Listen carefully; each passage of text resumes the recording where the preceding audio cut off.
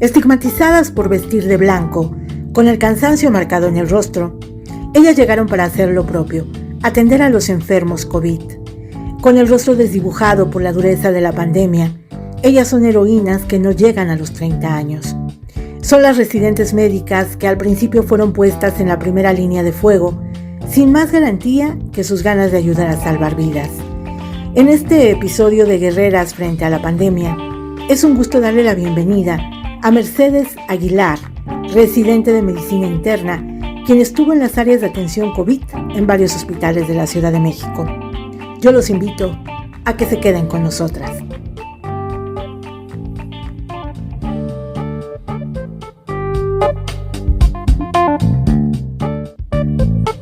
Mercedes, bienvenida a este serial de Guerreras frente a la pandemia. Quiero que me platiques un poco tu experiencia, porque para una joven de 26 años, residente médica, yo te preguntaría cómo se ve de cerca el rostro del COVID. Hola, pues muchas gracias por la invitación, primero que nada. Pues, híjole, la verdad es que vivir un poco más de cerca esta pandemia ha sido un poco difícil. Creo que en parte lo que es difícil es tener que ver a los pacientes que se están deteriorando sobre todo y tener que irles explicando que pues si esto progresa tienen que ser intubados, y creo que la gente en general asocia mucho que cuando les das esas noticias es inmediatamente pues la probabilidad de morir, ¿no? Que no siempre es así, pero pues entiendo que así es como la mayoría de la gente lo toma. Uh-huh. Pues también está esta parte de que como estás viviendo la peor parte, ¿no? O sea, vemos a los pacientes que más se complican, a los que peor llegan porque son los que requieren estar hospitalizados. Como que nunca falta la preocupación de que si alguien en tu círculo cercano, que pues ya cada vez es más común, te avisa que empieza con síntomas, inmediatamente piensas en lo peor, ¿no? O sea, ya vives con esta preocupación, ya vives con la angustia de que no quieres que sea alguno de los pacientes que va a requerir hospital, y más porque ahorita pues no hay muchas posibilidades de encontrar a dónde enviarlos. Entonces fue difícil. Sí. Compártenos un poco, Mercedes, cómo fue el que llegaras, digamos que a esta primera línea de fuego como residente. Empezaste desde marzo del año pasado, ¿a partir de cuándo estuviste al frente en estas áreas COVID? Cuéntanos un poco de la experiencia y sobre todo de qué pasó con tu entorno, con tu familia, con tus amigos. ¿Qué es lo que tuvo que cambiar para que tú estuvieras ahí? Pues un poco, creo que, o sea, viéndolo en retrospectiva, al principio yo más o menos estuve en área COVID a partir de abril. En marzo como que todavía no sabíamos muy bien qué estaba pasando, apenas los mismos hospitales estaban tratando como de entender cómo iban a ajustar sus áreas, entonces como que todo estaba muy incierto todavía. En abril pues ya vemos que empiezan a aumentar las hospitalizaciones y nos empiezan a acomodar en áreas COVID. Pero pues todavía todo era muy incierto, como que quedaba todavía esta idea de que iba a ser una pandemia, pues quizás como la influenza del 2009, que iba a durar unos meses y ya íbamos a regresar pues a lo que era antes la vida, ¿no? Uh-huh. Pero pues no fue así, entonces pues ya ahora sabemos un poco más de la enfermedad, las cosas son un poco distintas, no deja de ser difícil, pero ya es menos incierto, ¿no? Y pues con mi entorno familiar al principio pues también teníamos este miedo que pues, también fue muy sonado, ¿no? De contagiar a la gente con la que vives. No sabíamos bien si nosotros íbamos a hacer pues que íbamos a aportar el virus. Entonces yo al principio, yo vivo con mis papás, pero muy al principio de la pandemia tuve la fortuna de que un primo mío más joven tenía un cuarto disponible, entonces me fui a vivir con él porque pues tenía mucho miedo de contagiar a mis papás. Sí. Ya ahorita pues sabemos que es difícil, ¿no? O sea, si tienes todo el cuidado de todas las áreas COVID, no contagias a la gente con la que estás, pero al principio sí fue pues importante como huir de casa, como evitando el contagio, ¿no? De pronto vimos en todas estas imágenes que se empezaban a difundir de los doctores, las enfermeras y los residentes. Empezamos a ver esas imágenes donde nos preocupaba ver la vulnerabilidad de ustedes, porque veíamos la fragilidad de los cubrebocas, muchos no tenían los trajes al principio. Todo esto te tocó de cerca, ¿no, Mercedes? Sí, nosotros también hubo muchas dudas al principio como de cuál era el equipo de protección que teníamos que usar. Hay quienes usaban estos trajes como un poco de astronautas. Tuvimos algunos problemas administrativos y hubo ahí como algunos pleitos por exigir que nos dieran el equipo completo. La verdad es que finalmente eso se resolvió y yo he tenido la fortuna de no tener que enfrentarme con la escasez del equipo, pero sí, sin duda, usar el equipo de protección personal en los turnos es pesadísimo, o sea, es muy, muy pesado tener el cubrebocas tantas horas. Hubo una guardia que sí salí con la cara destruida, o sea, tuve que hablarle a un amigo dermatólogo y decirle, por favor, dime qué pido a la farmacia para cuando llegue a mi casa porque me duele la cara, ¿no? Ya ahorita pues tengo un poco más de cuidado, hemos desarrollado como algunas estrategias de ponerte algunos parches y demás para que no te lastime el cubrebocas, sí. Pero sí sigue siendo pesado, o sea, también no puedes, como estás todo tapado, no puedes hacer pipí, entonces tienes que esperarte horas hasta que, pues no sé, sea la hora de la comida y te vayas a quitar el equipo, cosas así, entonces pues también al final le estás sacrificando un poco de tu salud por estar en esas áreas, ¿no? No solo por exponerte al COVID, sino por todas las cosas que dejas de hacer, tomar agua, ir al baño, etcétera. Si hacemos una valoración de todo lo que se ha vivido, que ha sido muy duro, cuarentenas, hospitalizaciones, obviamente las defunciones, ver llegar a personas que no alcanzaron a entrar a los hospitales, luego ver esta oleada de hospitales saturados donde ya no se podía recibir a pacientes, luego la búsqueda de oxígeno por toda la ciudad, todo esto, ¿cómo te impactó a ti como doctora, Mercedes? Pues creo que justo también ha sido un poco difícil esta parte de la cuarentena porque pues finalmente nuestro trabajo siempre tiene dificultades, siempre hay como cierto cansancio emocional, ¿no? Pero tenías la posibilidad de salir a comer, de salir a caminar, a hacer cosas, a ver el mundo, ¿no? Y te distraías un poco de lo que haces en tu vida hospitalaria. Y pues la cuarentena también aplica para nosotros, entonces se convirtió un poco en ir a trabajar, ver toda esta, pues un poco desgracia y regresar a encerrarte y a que solo pudieras pensar en eso y pues nada más, ¿no? O sea, muy difícil distraerte y como que eso emocionalmente sí afecta mucho. Y por otro lado creo que también la cosa que ahora nos está pasando y que también es más difícil es que con todo esto de que no hay hospitales, la gente está esperando, ¿no? Entonces, en cuanto se libera una cama, viene un paciente, pero ese paciente ya tiene 1 o 2 semanas en su casa que está deteriorado. Entonces, cada vez llegan más complicados, con más posibilidades de complicarse y de requerir intubación. Entonces, eso también pues es difícil porque ya sabes que guardia COVID a la que vayas, va a llegar un paciente por lo menos que va a requerir que se intube o que iniciemos ventilación mecánica no invasiva. Entonces, como que ya estás un poco predispuesto a que pues son guardias emocionalmente pesadas, ¿no? Porque pues finalmente tienes que aprender a dar estas malas noticias y pues te toca, bueno, yo siempre trato, ¿no? De que si alguien se va a intubar, a veces no tienen su celular con ellos, pero si se saben el teléfono de alguien, pues decirles que usen mi celular y que hablen con sus familiares, porque pues entiendo que emocionalmente eso les puede ayudar un poco. Pero pues eso implica que yo escuche esas conversaciones y pues es desgastante escuchar cómo se despiden, a lo mejor y al final sí salen, ¿no? Y se van de alta y regresan a casa, pero uno nunca sabe, entonces eso también ha sido difícil. Y pues seguir viendo estas imágenes en las noticias, pues sabes que esto no se va a acabar y que vamos a tener que seguir enfrentando esto y pues desarrollando mecanismos nosotros también para pues aguantar emocionalmente, ¿no? ¿Qué es, Mercedes, a tu consideración, lo que de pronto la gente, el grueso de la población, no vimos o no sabemos de lo que pasa realmente en esas áreas COVID? ¿Qué es lo que no vemos, Mercedes? Yo creo que, híjole, pues esta parte de que también los doctores, o sea, sí entiendo que sí se difundió mucho, pues que es difícil el EPP, que estábamos pasando mal por la falta de recursos, etcétera, pero creo que quizás el desgaste emocional real que vivimos no es tan claro, o sea, porque pues finalmente al paciente no te va, o sea, difícilmente te vas a poner a llorar ahí con él cuando ves que las cosas no están saliendo bien, ¿no? Pero cuando llegas, o sea, es mucho trabajo además, ¿no? Ni siquiera tienes tiempo de procesarlo en ese momento. Pero acaba el turno, sales y todo esto como que te cae como un balde de agua fría. Y yo creo que la gente no visualiza eso, ¿no? Y incluso los mismos pacientes que están allá adentro como que de repente siento que quisieran que estuviéramos más presentes o que platicáramos más tiempo con ellos o que fuéramos un poco más quizás empáticos, pero pues es difícil porque 1, no hay tiempo, hay muchísimos pacientes, 2, también eso emocionalmente a nosotros nos desgasta y pues quizás afecta un poco cómo atendemos a los pacientes. Entonces creo que ha sido un poco ignorado como, no el desgaste profesional, sino el desgaste emocional de cargar con todo esto, ¿no? Así es. ¿Qué te dicen tus papás? ¿Qué te dice tu familia, tus amigos? ¿Cómo tuviste que cambiar este contacto? Que de pronto dices, bueno, si hay un desgaste emocional, pero ¿cómo lo proyectabas con ellos?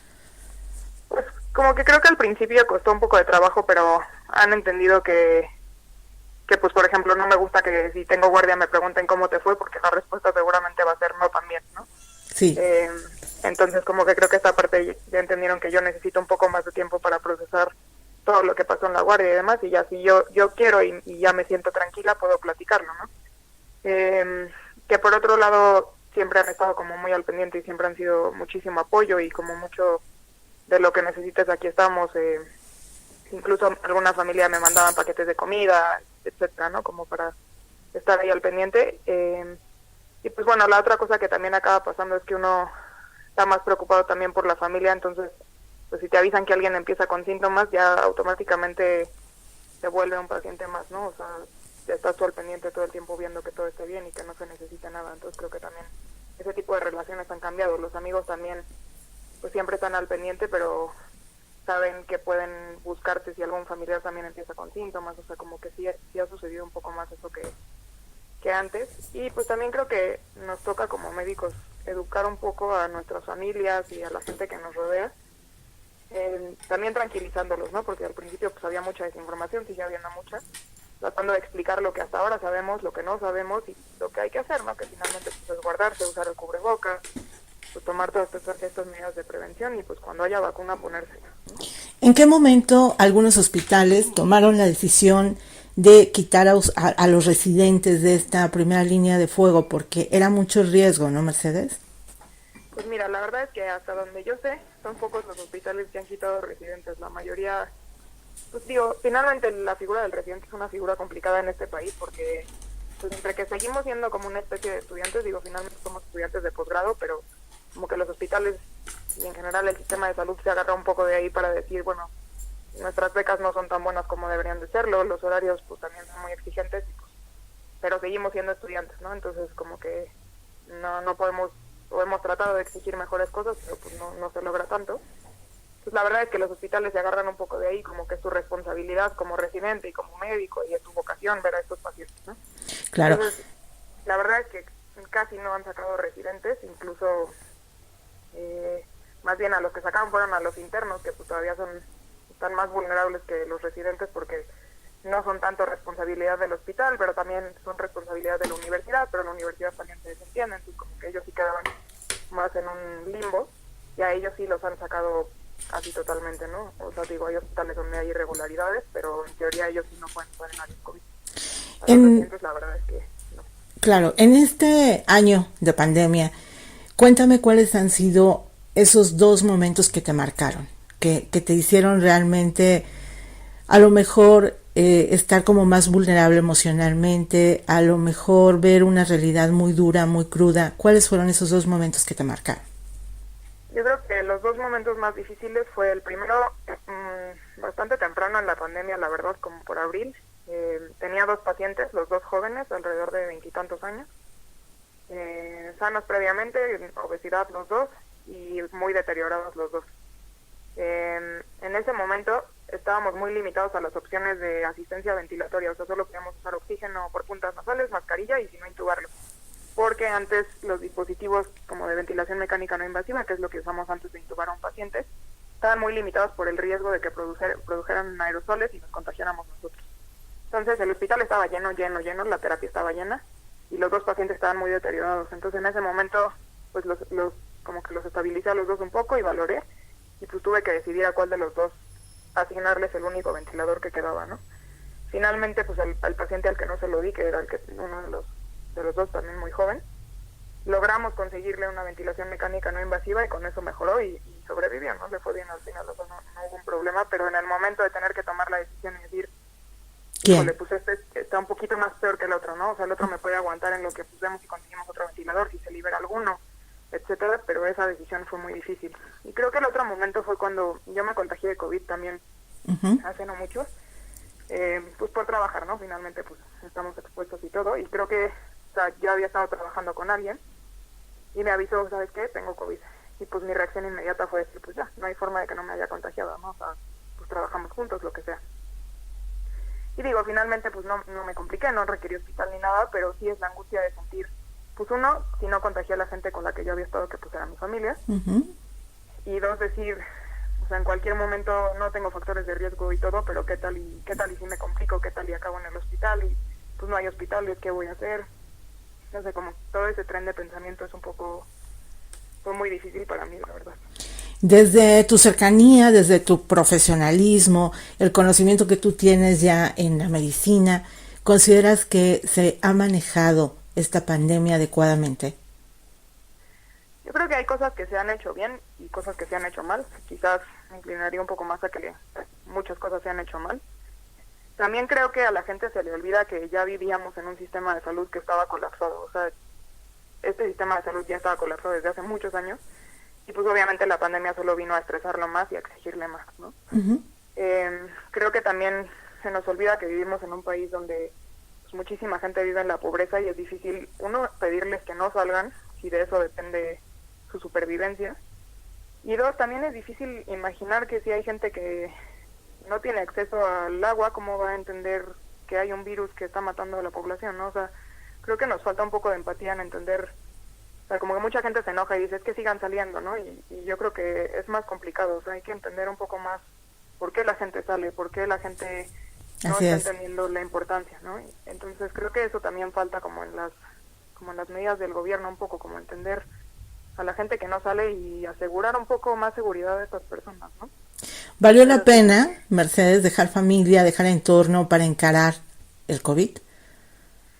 Pues sí, creo que al final, digo, es difícil, son cosas que hay que sacrificar, pero finalmente pues es nuestra responsabilidad como médicos, ¿no? O sea, nosotros escogimos estar en esto y pues si hay una pandemia pues nos toca aprender y afrontarla, y si viene otra después pues igual tendremos que aprender otra vez y afrontarla de nuevo y pues hacer lo que tenga que hacerse. A un año de todo esto que nos sigue azotando como país, como planeta, ¿cuál sería el mensaje que le das a las mujeres que hoy están enfrentando COVID, a las que como tú están en la primera línea de fuego, a las mujeres que están en otros entornos también de alguna manera impactadas por la pandemia? ¿Cuál sería el mensaje que tú como joven le das a estas mujeres? Yo creo que lo que más he aprendido de la pandemia es que finalmente la vida es muy corta. Uno nunca sabe, ¿no? Cuándo vas a perder a alguien, cuándo vas a ser tú mismo. Entonces creo que si uno cree en algo, es momento de ahorita estar defendiendo eso, de no dejarse de nadie, de expresar lo que sientes y lo que piensas. Creo que a muchas mujeres también la pandemia en sus vidas personales les ha afectado en muchos sentidos y creo que eso ha sido muy difícil. Yo creo que si algo hemos aprendido es eso, ¿no? O sea, ahorita ya no es momento de aguantarse lo que uno piensa, lo que uno siente. Si tienes que defenderte, pues defiéndete, ¿no? La vida es muy corta como para esperar a que algo más venga a hacer las cosas por nosotros. Mercedes, te agradezco muchísimo tu participación, el que nos hayas compartido este testimonial que finalmente nos da idea de muchas mujeres que como tú estuvieron ahí en la línea de fuego, atendiendo enfermos y sobre todo siendo parte de una de las guerreras frente a esta pandemia que sigue y que seguirá por un buen tiempo. Te agradezco mucho tu participación, gracias por seguir ahí, gracias por tu trabajo y seguramente te vamos a seguir la pista. Muchas gracias por la invitación. Gracias, Mercedes.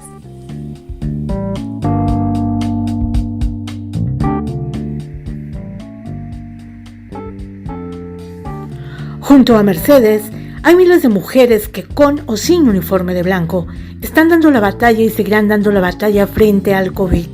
Para todas ellas, el reconocimiento a su trabajo y al esfuerzo durante este año de pandemia.